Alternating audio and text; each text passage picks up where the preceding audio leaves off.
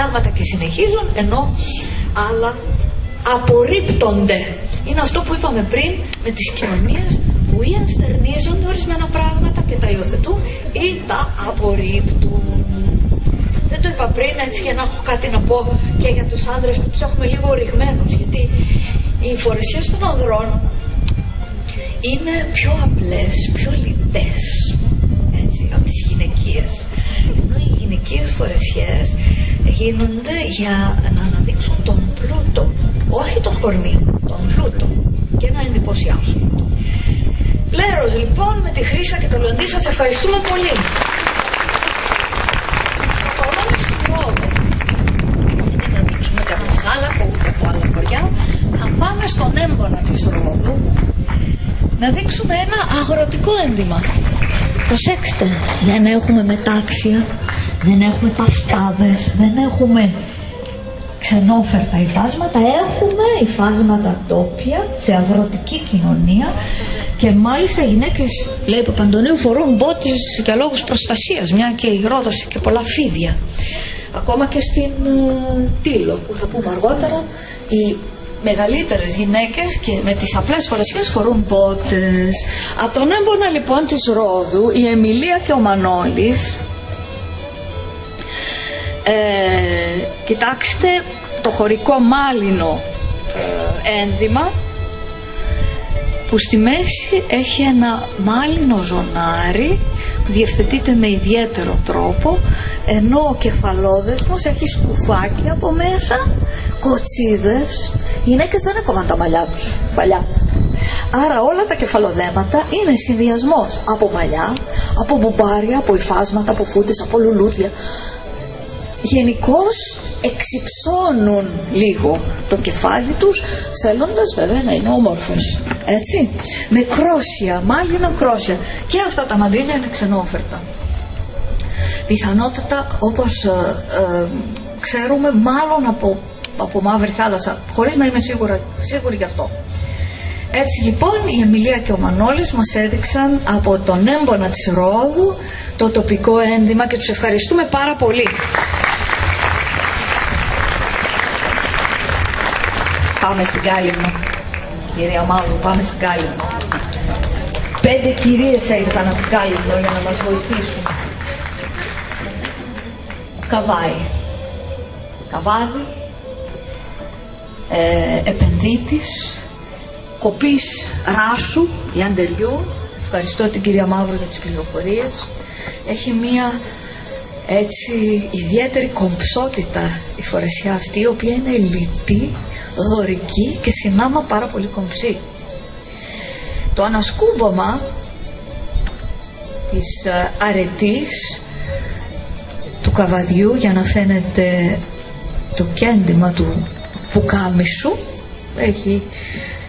είναι στοιχείο που χαρακτηρίζει τις νεαρές ηλικίες, έτσι. Όσο περνάει ο καιρός πέφτει το καβάδι.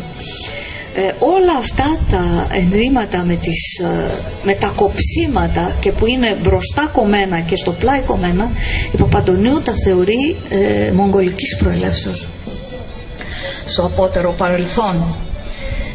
Ιδιαίτερη σημασία έχει το τσεμπέρι, έτσι όπως το φοράει η αρετή, το οποίο σιδερώνεται να κάνει μύτη και παραπέμπει στις εικόνες της Παναγίας, που η Παναγία έτσι κι αλλιώς είναι πολύ σημαντική στη λατρεία των νησιών. Οι ίδιες εικόνες της Παναγίας το 15 Αύγουστο στολίζονται με τσεμπέρια. Αναπόσπαστο στοιχείο ο σταυρός. Οπωσδήποτε η Καλυμνιά φορεί χρυσό σταυρό, πέρα από τα άλλα κοσμήματα, αν αυτά υπάρχουν, αλυσίδες ή άλλα. Η δε ζώνη, η μεταξωτή, την οποία το Λύκειο των Ελληνίδων με πολύ περηφάνεια μπορώ να σας πω ότι κατασκευάζει, η Φέμη δηλαδή, η ζώνη μεταξωτή είναι η λεγόμενη Νεντρέικη, και αν κατάλαβα καλά είναι επειδή την έφερναν τα Ιδραίικα καράβια τη ζώνη, ή το ύφασμα, έτσι, η Νεντρέικη μεταξωτή. Ο Γιώργος φορά την βράκα με το ιδιαίτερα κεντυμένο γυλαίκο. Να το δούμε, Γιώργο. Γερμαν. Άλλη μια φορά ευχαριστούμε την Αρετή, τον Γιώργο και την κυρία Μαύρου μαζί με όλες τις κυρίες από την Κάλυμνο που μας βοήθησαν στην ένδυση. Πάμε στην ορεινή Κάρπαθο, στην Έλιμπο. Μας ρωτούν καμιά φορά οι ξένοι, υπάρχουν σήμερα γυναίκες που φορούν φορεσιές? Ναι, τους λέω. Οι Ελλιμπίτισσες, όταν στην Κάρπαθο, οι Κερκυρές, πολλές φορές στην βόρεια Κέρκυρα, αλλά και στο νότο, όχι στα αστικά κέντρα, τις χωρικές φορεσιές, άντε και η Κρητική. Αλλιώς η φορεσιά δεν φοριέται πια. Είναι η φορεσιά με το καβάδι. Καβάι, όπως το λένε στην Έλιμπο, έτσι, υφαντό, βαμμένο από ειδικό τεχνίτη, το μπογιατζί, και κολαρισμένο. Αγοράζουν δηλαδή έτοιμο το ύφασμα από τον τεχνίτη. Οι Καρπαθιές, κυρίως οι Ελλιμπίτισσες βέβαια, γιατί μιλούμε για αυτή την φορεσιά, κολαρισμένο λοιπόν, ενώ η ποδιά, τη βλέπετε, είναι με πουλιες σατέν, μεταγενέστερη. Έχουν μια μεγάλη αγάπη οι Καρπαθιές με τις πουλιες. Σήμερα οι εξαμερικής Καρπάθιες φορούν κυρίως στα σακοφούστανα, δηλαδή στα φουστάνια των νεότερων, των κοριτσιών, πάρα πολλές πουλιες, και είναι εξ ολοκλήρου σατέν με πουλιες. Είναι μια κινούμενη πουλια ο χορός στην Κάρπαθο. Έτσι, κυρίως στο 15 Αύγουστο, αλλά ακόμα και στον Αγιάννη, στη Βουρκούντα, στο τέλη Αυγούστου, που είναι το πανηγύρι. Τα μαντήλια έρχονται από την πόλη και τη Σμύρνη, έχουν στολίδια που τα λένε πιτσίλια, και είναι περισσότερα του ενός μαντήλια βέβαια, πολύχρωμα, που επίσης κάνουν μπουμπάρι και διευθετούνται ώστε να σχηματίζουν στεφάνι πάνω από το πρόσωπο της Κυριακής και του Χάρη. Ο Χάρης και η Κυριακή, με φορεσιές από την Έλιμπο, από τον Όλυμπο της Καρπάθου, το ορεινό χωριό. Ευχαριστούμε πολύ το Χάρη και την Κυριακή, και πάμε στο Γιάννη και την Νικολέτα, οι οποίοι θα μας θυμίσουν ξανά την Κύπρο. Κύπρος, ελληνικό νησί, ελληνικός πολιτισμός. Ευχαριστούμε το Ρικ που μας έστειλε τη φορεσιά της Πάθου. Είναι φορεσιά με καβάδι, απλούστατη και πάρα πολύ όμορφη, και αντί για ζώνη έχει το ίδιο μαντίλι, όπως βλέπετε την Νικολέτα. Το δε κεφάλι σκεπάζεται με ένα πολύ απλό τσεμπέρι που ανασκουπώνονται οι άκρες του. Η φορεσιά αυτή της Κύπρου δεν είναι αστική, είναι χωρική, και σε άλλα χρώματα φοριέται στην Καρπασία, δηλαδή στο βόρειο τμήμα, στα κατεχόμενα σήμερα της Κύπρου. Η χωρή της Κύπρου είναι επίσης ιδιαίτερη, είναι αντικριστή. Δύο γυναίκες μαζί, δύο άντρες μαζί. Όχι απαραίτητα άνδρας, γυναίκα. Έχουμε μία ιδιαιτερότητα. Η δε βράκα του Γιάννη κρέμεται αρκετά και τη λένε βάκλα. Θυμίζει τις ουρές των προβάτων, η βάκλα πίσω του. Είπα σωστά τα ονόματα? Γιάννη, σωστά σε είπα. Μπράβο. Ευχαριστώ πολύ. Και της Νικολέτας. Φορεσιά λοιπόν της Πάφου από την Κύπρο, συγγενής ίδια με άλλα χρώματα με αυτήν της Καρπασίας των κατεχόμενων, και η βάκλα όπως ονομάζεται η βράκα η Κυπρέικη. Είπαμε η βράκα είναι σε όλα τα νησιά, αυτό είναι ένα στοιχείο ταυτότητας ίδια. Ευχαριστούμε πολύ.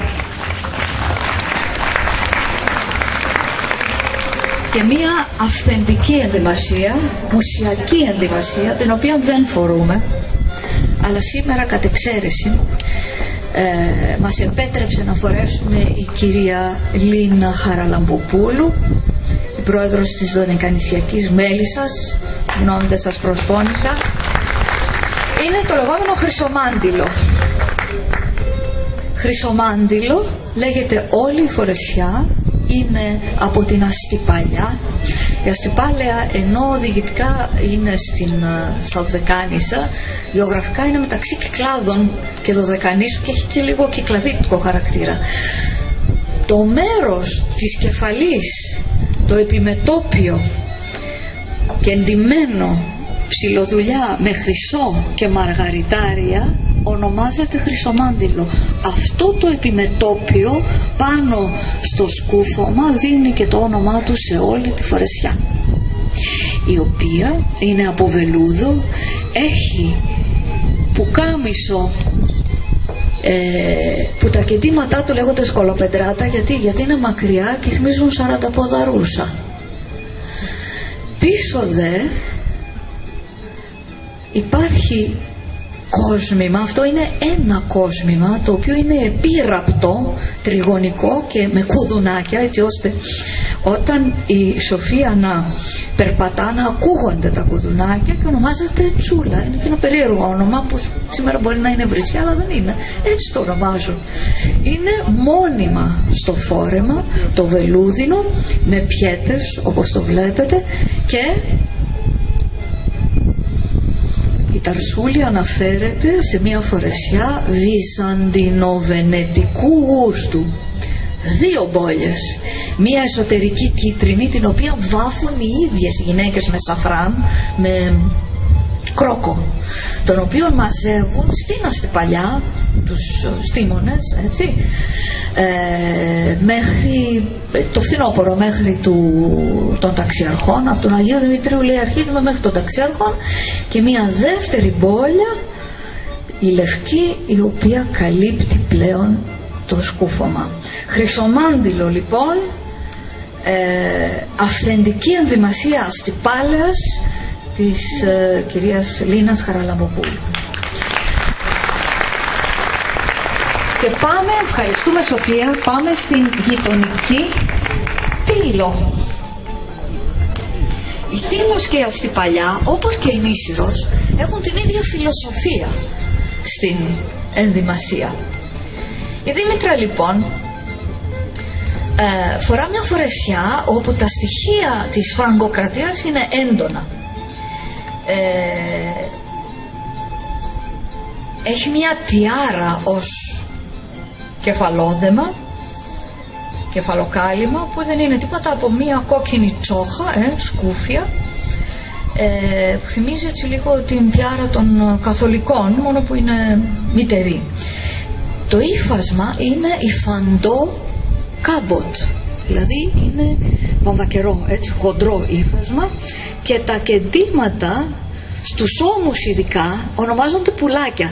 Κάθε κέντημα η γυναίκα του δίνει ένα ιδιαίτερο όνομα, ειδικά εδώ στους ώμους ονομάζονται πουλάκια στη φορεσιά της Τήλου, ενώ η μπόλια λέγεται τσιπίδα και συνοδεύει τα νηφικά ενδύματα. Στην περίπτωση αυτή έχουμε τσιπιδομάντιλο, είναι για την γιορτινή, τη δεύτερη, όχι την νηφική, τη δεύτερη φορεσιά, η οποία όμως έχει στοιχεία γιορτινής φορεσιάς. Επίσης πολύ ωραία για να φαίνεται είναι η τραχηλιά, η οποία έχει κόκκινα και κίτρινα τριγωνικά σχέδια και εντυμένο από τις ίδιες τις τηλιακές. Τήλος λοιπόν από τη Δήμητρα, και ευχαριστούμε πάρα πολύ. Και εδώ θα ήθελα να δώσω το λόγο στην κυρία Πρόεδρο του